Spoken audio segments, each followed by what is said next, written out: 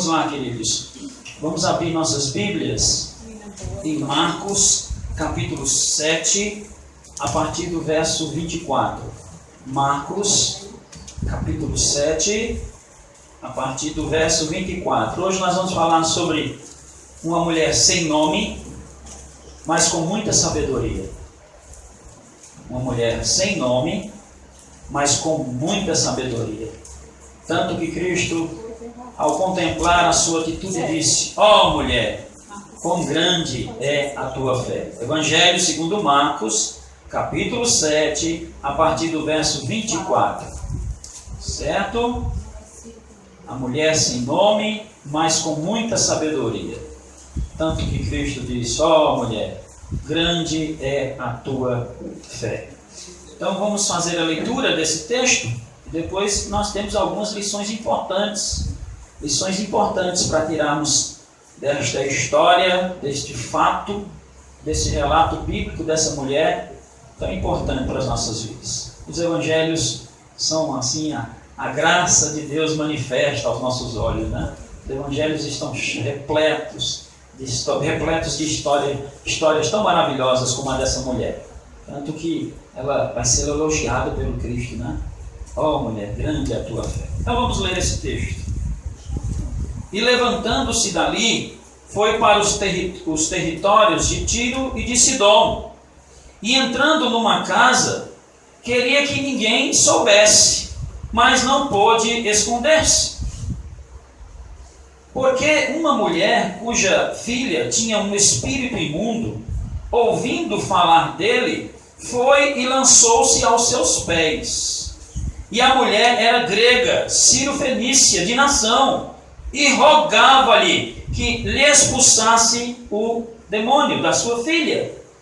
Mas Jesus disse-lhe: deixa primeiro saciar os filhos, porque não convém tomar o pão dos filhos e lançá-lo aos cachorrinhos. Ela, porém, respondeu e disse: sim, Senhor, mas também os cachorrinhos comem debaixo da mesa as migalhas dos filhos. Então ele disse: por esta palavra, vai, o demônio já saiu da tua filha. E indo ele para a sua casa, indo ela para a sua casa, achou a filha deitada sobre a cama, pois o demônio já tinha saído. O interessante, né, é que nós fizéssemos a leitura também do texto correlato de Mateus, né, o texto correlato de Mateus. E eu queria convidar os meus irmãos, não é perder tempo, é investir tempo. Porque Mateus completa esse relato, certo? Então eu convido os meus irmãos a abrirem suas Bíblias em Mateus 15, a partir do verso 21. A mesma história, só que agora sendo contada por Mateus. E Mateus traz detalhes importantes, que vão nos ajudar a compreender melhor o texto de Marcos, certo? Mateus capítulo 15, a partir do verso 21. Mateus capítulo 15, a partir do verso 21. Vamos ler? Diz assim, preste atenção. A mesma história, viu? Só que agora sendo narrada por Mateus. E partindo Jesus dali, foi para as partes de Tiro e de Sidom. E eis que uma mulher cananeia, que saíra daquelas cercanias, clamou dizendo: Senhor, filho de Davi, tem misericórdia de mim, porque minha filha está miseravelmente endemoniada. Mas ele, o que, irmãos? Mas ele não respondeu nenhuma palavra. E os seus discípulos, chegando ao pé dele, rogaram-lhe, dizendo: despede-a, porque vem gritando atrás de nós. E ele respondendo disse: eu não fui enviado senão as ovelhas perdidas da casa de Israel. Então chegou ela e fez o que, irmãos? E o adorou. Dizendo: Senhor, socorre-me. Ele, porém, respondendo, disse: não é bom pegar o pão dos filhos e deitá-lo aos cachorrinhos. E ela disse: sim, Senhor, mas também os cachorrinhos comem das migalhas que caem da mesa dos seus senhores. Então respondeu Jesus e disse-lhe: ó mulher, grande é a tua, seja isso feito para contigo como tu desejas. E desde aquela hora a sua filha ficou o quê? Sã. Muito bem. Então nós vamos ficar com esses dois relatos. Na minha fala eu vou me referir às características dos dois textos, tá bom? É uma exposição de Marcos, mas os irmãos perceberam a importância dessa correlação. Porque no texto de Mateus traz alguns detalhes a mais importantes para compreendermos aquele fato ali de uma maneira assim mais completa. De uma maneira mais completa. O texto diz o nome daquela mulher? Não. Diz apenas que ela era o quê? Cananeia, e no outro texto que ela era o quê? Sírio-fenícia, né? Ela era uma estrangeira. Ela era uma estrangeira. Mas nós estamos diante de uma mulher anônima. Anônima. O texto bíblico não diz nem o nome dela. Não diz nem o nome dela.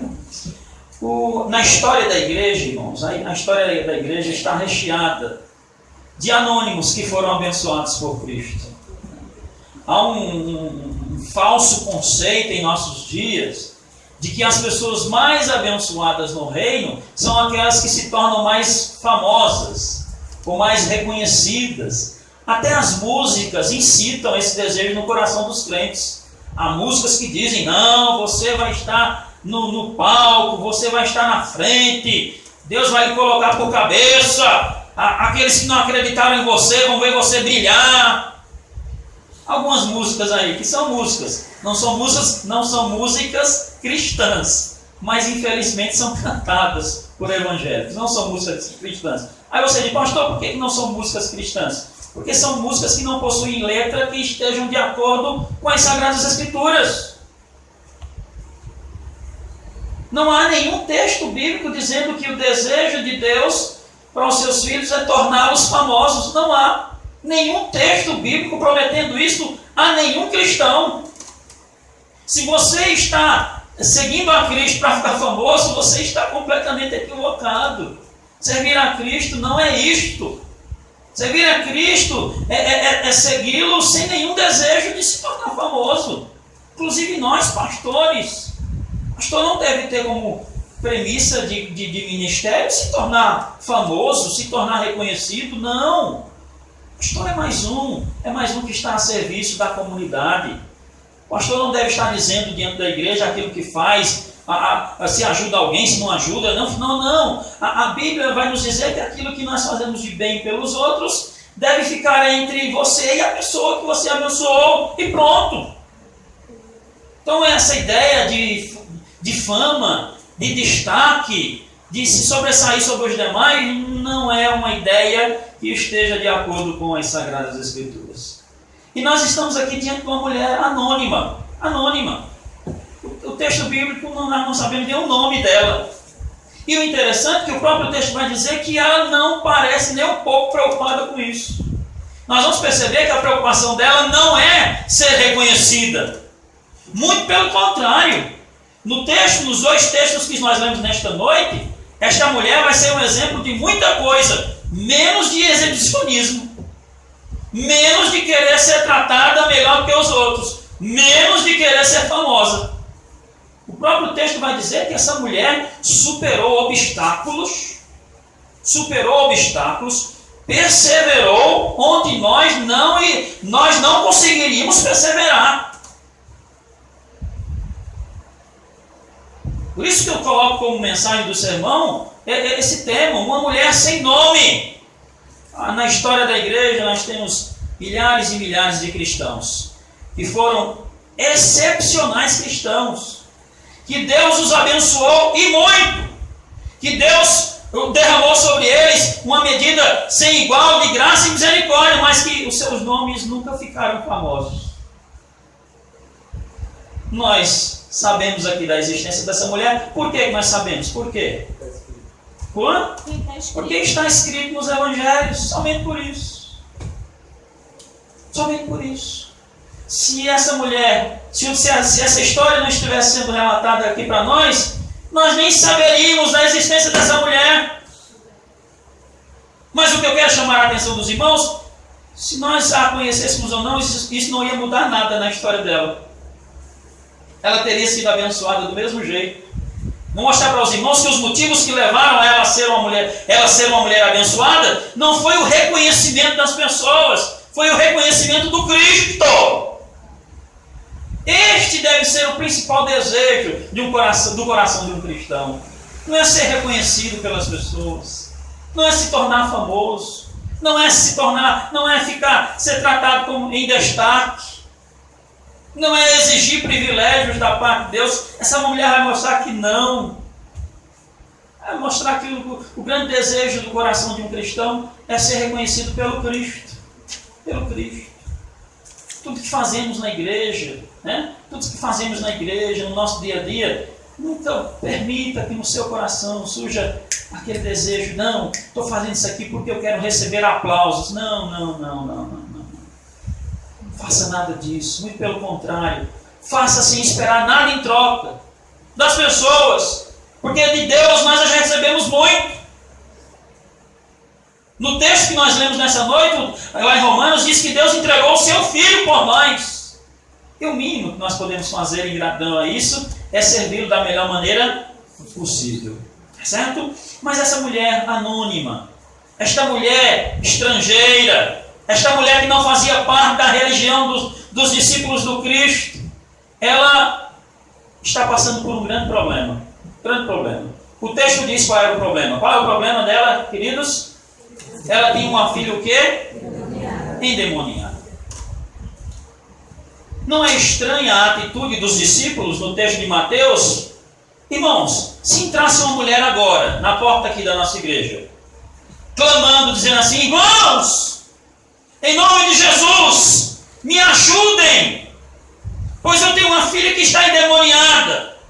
Entrasse agora, aí eu fizesse o seguinte: deixe de falar, de fazer barulho, vá embora, nós não estamos nem aí, a senhora está atrapalhando o nosso culto. O que é que vocês achariam dessa atitude? Concordam comigo? Seria uma atitude cristã? Não. Essa mulher teria todas as razões para o quê? Para ir embora e nunca mais o quê? Voltar aqui. Nós vamos ver agora no texto uma mulher que passa por uma situação pior do que essa. E ao contrário do que a maioria faria, ela persiste. Ela é um exemplo também, meus irmãos, que bate de frente com esse evangelho que tem sido pregado aí em nossos dias. Esse evangelho onde os pregadores ficam se humilhando para as pessoas virem para a igreja. Venha para a igreja porque vai ser bom. Venha para a igreja porque vai ser tudo resolvido. Venha para a igreja porque todos os seus sonhos vão ser realizados. Venha para a igreja porque todos os desejos do teu coração Deus vai realizar. Venha para a igreja porque eu prometo a você que vai ser só vitória. Quem é que não quer um negócio desse? Sente, seja bem-vindo. Olha, eita, busca uma água, né? Tem igrejas que tem aquela preocupação e eu não vejo nenhum problema. Se tem condição, tem mais que arrumar mesmo, né? Colocam cadeiras acolchoadas, ar-condicionado, né? Telões de alta projeção. Se tem dinheiro, tem que oferecer o melhor mesmo. Só que isso não garante que as pessoas que estão indo para esses locais estejam sendo alcançadas pela ação regeneradora do Espírito Santo. Claro que Deus pode fazer, Deus faz isso, mas Deus também pode salvar alguém numa igreja simples como a nossa, né? De cadeira simples como a nossa, né?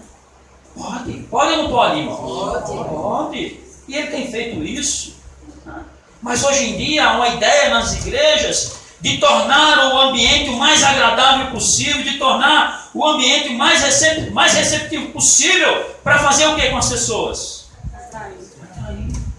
E muitas vezes nós somos tomados por esse tipo de sentimento. Por que as pessoas, na primeira dificuldade, muitos, graças a Deus, nem todos, Mas muitos, no primeiro problema que tem na igreja, somem. Por quê? Porque ele tem uma ideia errada de igreja. Disseram a ele que a partir do momento que ele passasse a frequentar uma igreja evangélica, ele não teria mais nenhum tipo de problema, não ficaria doente, Jesus resolveria todos os problemas financeiros, Jesus ia restaurar a família dele. Só que isso não é real. É que eu digo, isso é o evangelho de faz de conta. Aquelas historinhas, faz de conta. Isso é o evangelho de faz de conta. Jesus nunca fez esse tipo de promessa a ninguém. Muito pelo contrário, aqueles que quiserem vir após mim, negue-se a si mesmo. Tome o que, igreja? Cruz. Jesus em vários momentos disse, olha, vocês serão perseguidos.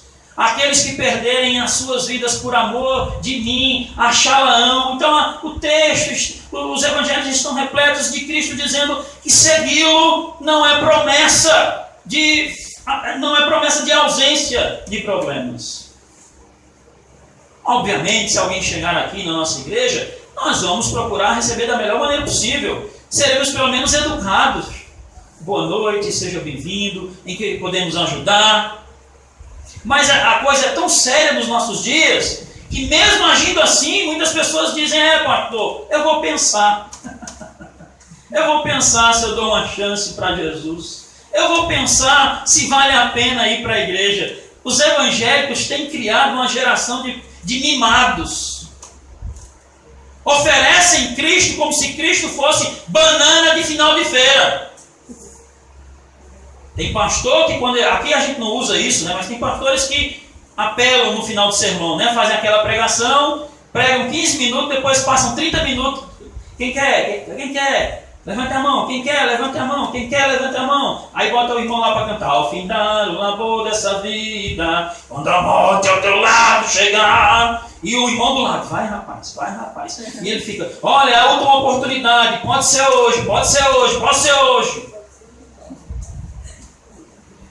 E isso, irmão, sem nenhuma base bíblica. Não há nenhum texto bíblico falando desse tipo de comportamento do próprio Cristo e dos apóstolos. Jesus não é um qualquer para estar sendo oferecido para ninguém e a pessoa dizendo assim, eu quero ou não. Jesus não é algo qualquer para eu estar aqui, quem quer, quem quer, quem quer. Colocando o pecador numa posição de como se ele fosse mais importante que o próprio Cristo. Porque os irmãos não acham que é muita ousadia alguém dizer que não quer Jesus, não é muita ousadia? Mas os pregadores é que fazem as pessoas cometerem esse tipo de pecado. Outra coisa que eu quero dizer... Se aceitar Jesus, se fosse simplesmente levantar uma mão, seria fácil, não era? Uma vez eu fui constrangido. Esses evangelismos, né, que nós de vez em quando fazemos no meio da rua, foi evangelizar um rapaz que estava alcoolizado. Aí eu disse, olha, essa palavra de Deus aqui para você, vamos para a igreja, Jesus pode fazer? Ele disse, não irmão, eu já sou crente. Eu disse, como é que o senhor é crente? Não, teve um dia, eu fui na igreja de crente, levantei a mão e aceitei Jesus. Mas não foi o que disseram para ele? Não disseram isso para ele? Não prometeram isso para ele? O pastor do dia não disse, quem quer aceitar Jesus? Ele aceitou. E o pastor disse a ele que naquela noite bastava o quê? Levantar a mão. Ele não levantou? Segundo essa teoria, ele é o quê? Crente. Mas irmãos? Não é, irmãos. Aceitar a Jesus é algo muito mais complexo. Aceitar a Jesus começa com o abandono de uma vida de pecados. Aceitar a Jesus, a pessoa precisa entender quem é o Cristo, o que Ele fez. E então decidir se vai ter uma vida de acordo com aquilo que Cristo exige. E vai rogar ao Senhor para que Jesus a aceite, não que Ele aceite a Jesus. Nós é que somos aceitos por Ele, ou não, irmãos. Viu? Nós não aceitamos Cristo, não. Nós fomos aceitos por Ele. E louvado seja o Senhor por isso. Amém. Porque quando Jesus nos chama, quando Jesus nos aceita, aí nós podemos ter certeza de que algo muito importante está acontecendo. Mas há uma decisão minha. Quantas vezes você já decidiu fazer alguma coisa na tua vida e depois desistir? Quantas? Muitas. Irmãos, não estão entendendo? Então fica muito fácil aceitar Jesus como tem sido feito aí nos nossos dias. Os pregadores oferecendo Jesus como banana de final de feira. Uma vez eu já disse isso aqui aos irmãos, ouvindo uma rádio evangélica, sintonizei lá, estava em uma dessas minhas viagens, dormindo, me preparando para dormir, para no outro dia voltar para casa, sintonizei lá numa rádio evangélica. E o pregador dizia, olha, ande com Jesus, andar com Jesus é bom, faça um test drive com Jesus. Ande com ele alguns dias, e se você não gostar, deixe. Já pensou? Já pensou? E esta mulher aqui, ela vai mostrar o oposto disso. O texto diz que ela veio clamando, Jesus, filho de Davi, tem misericórdia de mim, minha filha está horrivelmente endemoniada. O texto de Mateus diz que Jesus disse o que para ela? Quem lembra? Nada. Jesus não disse nada para aquela mulher.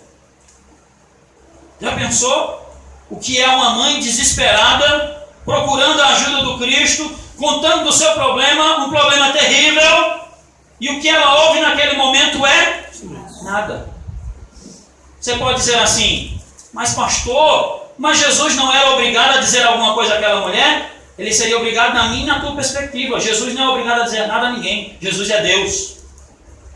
Jesus age na hora que Ele quiser, como Ele quiser e com quem Ele quiser.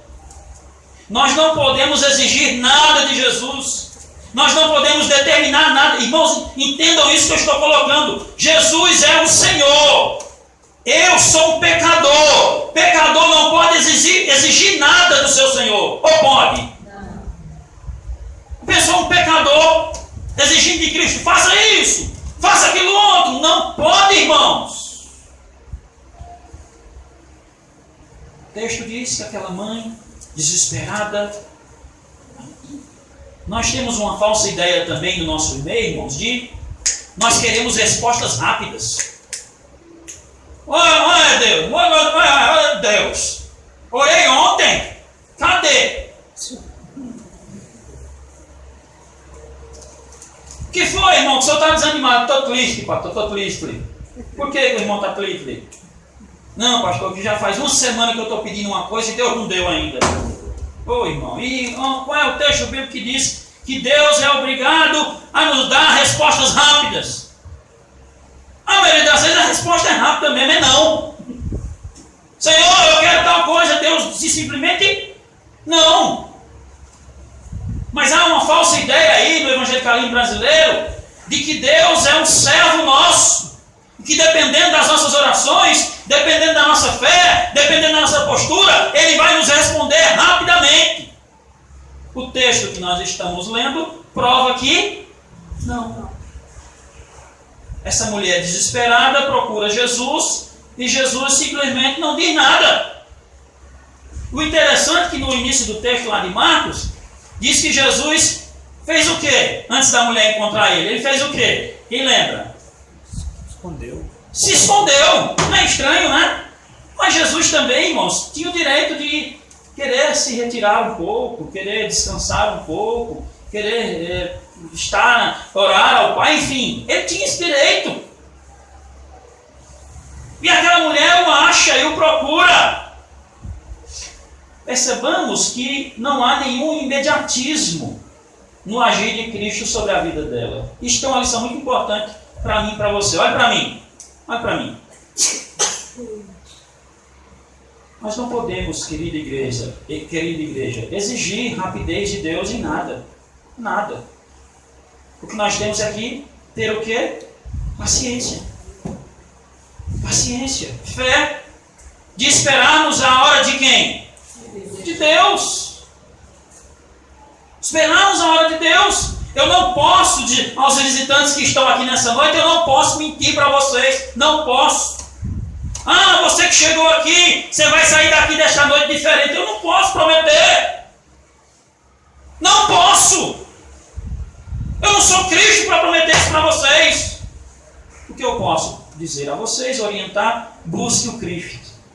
Só que eu não sei se ele vai responder amanhã, se ele vai responder terça, se ele vai responder quarta, se é semana que vem, se é daqui a um mês. Nem sei se ele vai responder. Mas o que eu posso dizer é: busque o Cristo. Procure o Cristo. Coloque a sua fé no Cristo. Foi o que essa mulher fez. Foi o que essa mulher fez. Interessante aqui também, nós percebemos que no texto de Mateus, além de Cristo não ter dito nada para ela, o texto de Mateus acrescenta ao texto de Marcos a informação que os discípulos intercederam por ela, que os discípulos ficaram condoídos com a situação dela, que os discípulos intercederam junto ao Cristo, dizendo: Senhor, essa mulher está sofrendo, ajuda ela, Pai. Não? Não. Mas não é isso que se espera de cristãos? É sim. Não é isso que se espera de gente que anda com Cristo? Não é isso que se espera? Olhe para mim. O mundo, meu amigo, o mundo é cruel, viu? Esqueça essa utopia de que as pessoas estão preocupadas com você, de que os seus amigos estão sofrendo junto com você, de que tem pessoas fora da tua família que estão perdendo o sono com o teu sofrimento. Esqueça isso. A começar de mim, nós somos egoístas por natureza. Nós estamos preocupados com os nossos problemas. Os nossos problemas são urgentes. O problema dos outros, eles podem esperar um pouco. No texto que nós estamos lendo, essa correlação de Mateus com Marcos, os discípulos fizeram o que, gente? Pediram para Jesus fazer o que com aquela mulher? Senhor, ela vem gritando. Mande ela. Já pensou o que é isso? Não venha para essa igreja aqui achando que você vai encontrar o céu, não, viu? Isso é mentira dos pregadores. Vem aqui. Aqui nós somos uma família. Família unida. Sem qualquer falsidade. Aonde é que você vai ter uma família unida sem qualquer falsidade? Um ajuntamento de pecadores. Onde é que tem isso? Não existe isso, gente. Isso é mentira dos crentes para enganar as pessoas. Você vai vir para essa igreja aqui e você vai dizer: esse pastor é doido. Você vai vir para essa igreja aqui e você vai encontrar pessoas que não vão estar nem aí com você. Pessoas que não vão se preocupar com seus problemas, porque vão estar preocupadas com os problemas delas. Mas o que eu quero dizer, você não deve vir para essa igreja aqui por causa das pessoas. Você tem que vir para essa igreja por conta de quem? De Cristo. Você tem que estar nessa igreja por causa de Cristo. Porque se você estiver nessa igreja por causa de Cristo, você não vai sair dela por causa de ninguém. Por que as pessoas abandonam as igrejas? Por que são decepcionadas com a igreja? Nunca mais eu quero saber de igreja. Porque entraram nas igrejas pelos motivos errados. Entraram nas igrejas enganadas, achando que deveriam servir a pessoas. Obviamente isso tem a ver com o que é pregado e com o comportamento das pessoas também. Se eu prometo às pessoas: venha para aqui, que aqui é tudo, todo mundo é legal, todo mundo vai se preocupar com a pessoa. É bom ouvir isso, só que isso não é verdade. Vejam esses homens que andaram com Cristo, viram os milagres do Cristo, eles sabiam, inclusive, esses discípulos aqui, eles sabiam que Jesus podia curar aquela mulher, sim ou não? Sim. A filha dela, sabiam. Mas talvez eles estavam preocupados já com a hora, estavam preocupados em abençoar outras pessoas, não sei. E aqui fica claramente um comportamento preconceituoso. Mulher, estrangeira, pobre. Outra coisa, para um judeu não havia maior sinal de maldição, além de não ser judeu, uma pessoa está endemoniada. Quando os judeus olharam para aquela mulher, quando os discípulos de Cristo olharam para aquela mulher e viram que ela era estrangeira, pobre e que tinha uma filha endemoniada, sabe qual é a ideia aqui, irmãos? Eles não queriam contato com ela. Eles não queriam contato com ela. Esta é a ideia.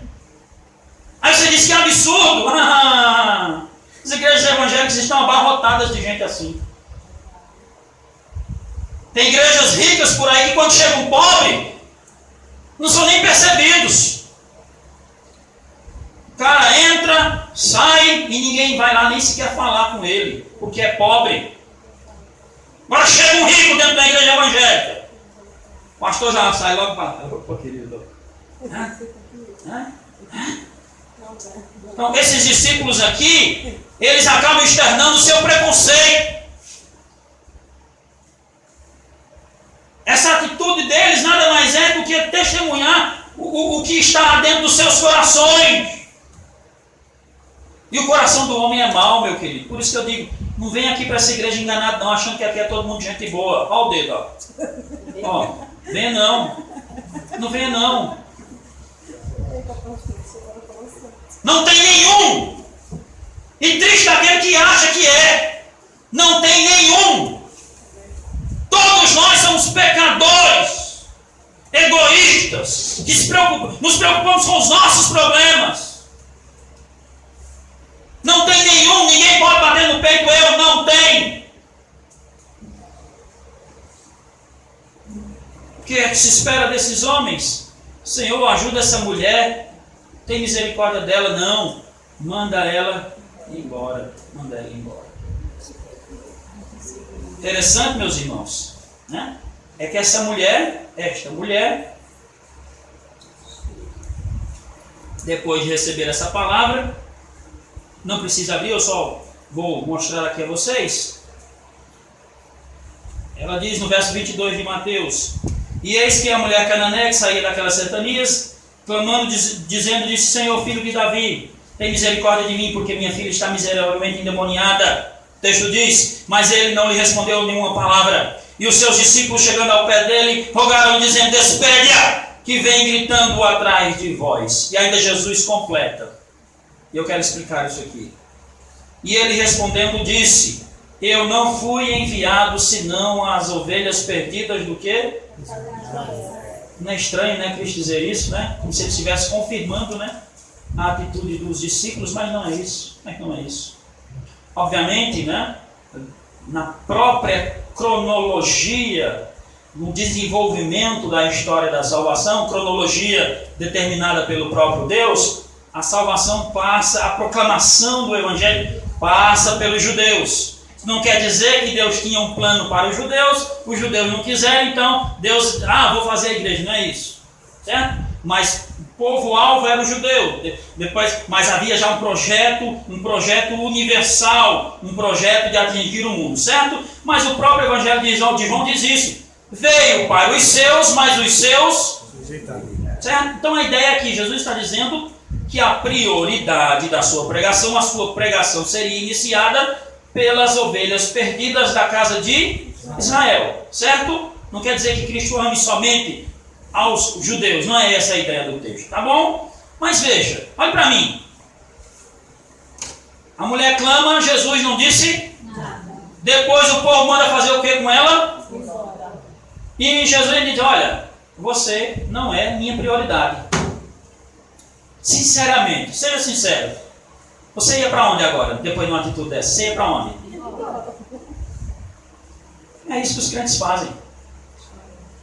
Primeiro desgosto, primeira coisa que não acontece do jeito que eles querem, eles, as igrejas evangélicas estão cheias de gente assim. Estão lá enquanto estão recebendo alguma coisa. A partir do momento que algo que se desejou, algo que se sonhou, algo que se planejou não deu certo, agora eu não quero mais não. Tá. Veja o que essa mulher vai fazer depois disso. Verso 25. Então chegou ela e começou a reclamar, a palejar. Foi isso? Não. Fez o quê? Adorou. Aquela mulher adorou. Meu Deus do céu. Que diferença dos evangélicos brasileiros, hein? Que diferença, hein? Que diferença. Mesmo não sendo bem recebida, mesmo sendo tratada com extremo desprezo, mesmo não sendo a prioridade, mesmo tendo recebido uma palavra contrária ao que ela havia pedido, Joselma, ela faz o quê? Ela adora. Ela adora. Nós somos de uma geração de evangélicos que quando não temos alguma coisa que queremos, aí a gente fica triste. Basta ganhar uma rifa de bingo. Aí bota no carro, Deus é fiel. Como se Deus não fosse fiel se não realizasse os meus desejos mundanos. E Deus é fiel, meus irmãos, aos decretos dele.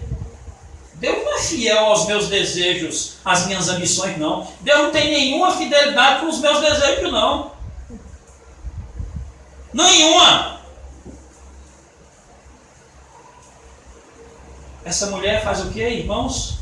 Ela adora. Segunda lição dessa noite, meu querido. Muitas vezes, ou sempre, Deus estará observando o nosso comportamento. Né? Muitas vezes as provas são um teste de fé. Um teste de fé colocado pelo próprio Deus. Como é que esse meu filho vai se comportar? Como é que essa minha filha vai se comportar? Com as dificuldades. Com as dificuldades. Jó chegava para ele, Jó, acabou-se tudo. Morreu-se. Acabou-se, morreu os animais, tua família, está doente, acabou tudo. Aí Jó diz, o Senhor Deus, o Senhor tomou. Louvado seja o Senhor. Os crentes de hoje não fazem isso. Os crentes não fazem isso. O crente vai lá e bota no Facebook. Passei no vestibular. Aí, centenas de comentários embaixo. Deus é fiel. Eu queria entender essas coisas. Eu queria entender essas coisas. Deus é fiel o quê, meu irmão? Que ele é um processo seletivo. Que aqueles que estudarem serão aprovados. Quer dizer que ali é um exercício de fé, é? Que Deus vai abençoar um crente que não estudou.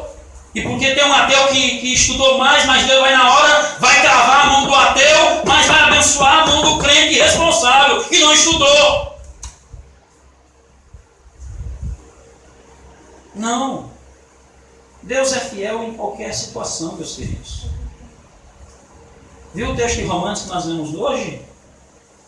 Nem a morte, nem a vida. Faz parte da nossa caminhada. Certo? Prossigamos. Estou indo para o final. Então o texto diz que essa mulher, e chegando ela, o adorou, dizendo, Senhor, faz o quê? Socorre-me. Né? Socorre-me. No outro texto, quando Jesus, em Marcos, Jesus diz assim, ó, verso 27. Mas Jesus lhe disse, deixa-me primeiro saciar os filhos, porque não convém tomar o pão dos e lançá-lo a quem? Está escrito aí ou não, queridos? Aí você pode dizer, mas pastor, Jesus ainda... Isso aqui é um adágio, né, usado na teologia judaica para falar do privilégio da nação israelita diante de Deus. E claramente, não percebeu, a revelação do plano de salvação vem através de judeus. Isso é verdade. Os judeus foi o povo escolhido, é o povo escolhido de Deus para trazer a revelação de Deus para nós. Sobre tudo. Então esse adágio aqui, irmãos, é um adágio usado na teologia judaica para falar da prioridade da revelação através do povo de Israel. Tá certo? Então, por isso que eles diziam, porque naquela cultura, né, não se pega... Você vai comprar um pão e vai dar primeiro a quem? Ao cachorro. Primeiro você vai dar a quem? Os filhos, né? A ideia é essa, a prioridade, certo? Mas também não tem nenhum problema, né? Eu mesmo, eu consigo um pãozinho, Bob, e ele fica todo alegre. Toma, Bob! Ele, certo? Mas a ideia aqui é de prioridade. Mas veja, além de não ter sido bem recebida, além de não ter ouvido nada do Cristo, agora Jesus diz a ela, ó, para fechar, a minha prioridade não é você. Ela poderia ter dito agora chega, agora eu vou embora. Vamos ver o que essa mulher fez? Quando Jesus disse isso a ela, ela porém respondeu o quê? Sim, Chamou Jesus de quê? Senhor. Olha que coisa bonita, né, gente? No primeiro texto, no primeiro verso, ela fez o que? Adorou. Agora ela chama Cristo de quê? Senhor. Os crentes de hoje são todos fofos. Né? Qualquer coisinha que não acontece de acordo com o que eles querem, já vale a pena seguir esse Jesus aí, não. Ela mesmo não tendo recebido nenhuma palavra, Milton, diz: sim, Senhor. Vê que ela não reclama dos discípulos que a trataram mal. Ela não reclama de não ser a prioridade. Ela não reclama de não ser a prioridade. Veja o que essa mulher vai dizer. Sim, Senhor. Mas também os cachorrinhos comem debaixo das mesas as migalhas de quem? Essa mulher aqui foi extremamente sábia, queridos. Extremamente sábia.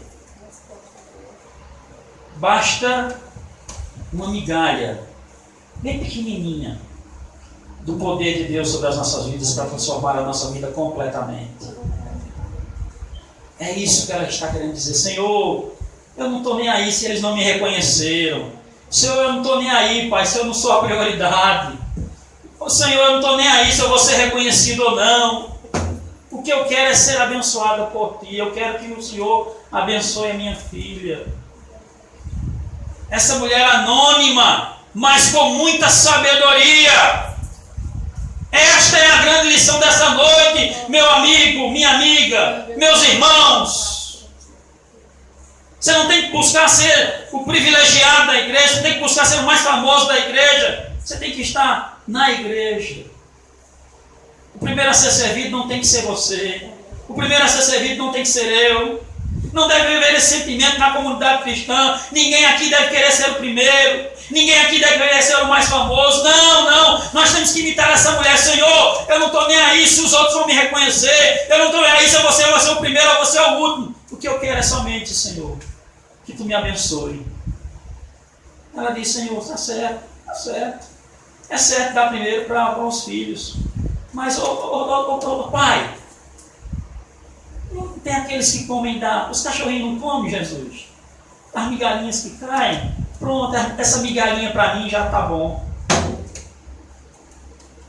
Oh, se os crentes aprendessem isso. Senhor, apenas uma migalhinha da Tua graça. Todos os dias, para mim, é mais do que suficiente. Veja o que o texto vai dizer agora. Ela, porém, respondeu e disse, verso 28, sim, Senhor, mas também os cachorrinhos comem debaixo das mesas as migalhas dos filhos. Aí Jesus vai dizer algo extremamente importante. Então disse ele, por essa o quê? Por essa palavra. Lá em Mateus ele diz o seguinte: então Jesus lhe disse, ó mulher, grande é o quê? Ou seja, Jesus disse que a fé dela era grande por causa de uma atitude sábia.